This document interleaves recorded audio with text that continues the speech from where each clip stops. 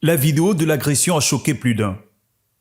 On y voit Warren, un élève sans histoire pris à partie par plusieurs de ses camarades.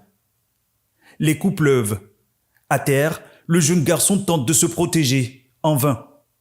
Il ne devra sa survie qu'à l'intervention courageuse d'un passant. Transporté d'urgence à la clinique El Rafa, Warren sera finalement évacué vers le centre hospitalier universitaire d'Ovendo pour y subir une opération chirurgicale délicate. Son pronostic vital est désormais engagé, mais son visage porte les stigmates de la violence. Dans cette chambre du service de chirurgie maxillofaciale du CHUO, Warren se remet lentement de ses blessures. Les bandages couvrent une partie de son visage, mais son regard reste plein d'espoir. Il ne peut encore prononcer un mot, pourtant, d'un simple geste de la main, il tente de rassurer. Il va mieux. C'est le professeur Alain Patrick, stomatologue et chirurgien maxillofacial, l'un des rares spécialistes de la sous-région, qui a réalisé l'intervention reconstructive.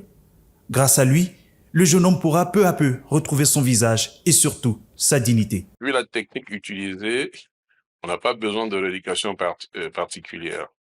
Il va être huméfié pendant 1 semaine, 10 jours, et pour cela, il sera mis sous anti-inflammatoire. Et donc, il peut reprendre dans la semaine ses activités scolaires. Le fait qu'on ait posé une plaque d'ostéosynthèse ne veut pas dire que l'enfant doit recevoir un traumatisme sur le même endroit.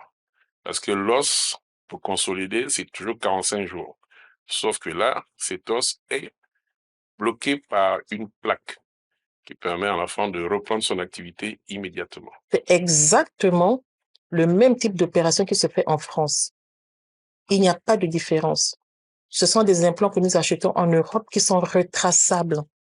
Et c'est un implant que l'enfant pourra garder. On n'est pas obligé de l'enlever maintenant parce qu'il est fait justement en titane. Donc, il est sécurisé, il est retracé. Les auteurs de cette agression, identifiés par la police, ont été interpellés puis déférés à la prison centrale de Libreville. Cette affaire met en lumière une réalité inquiétante, la montée de la violence dans nos écoles. Des établissements censés être des lieux d'éducation et de construction deviennent parfois le théâtre d'une brutalité insensée. Parents, éducateurs, autorités, la responsabilité est collective.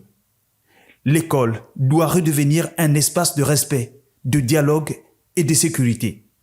Quant à la jeunesse, elle doit comprendre que la force ne se mesure pas dans les coups portés, mais dans la maîtrise de soi et le respect de l'autre.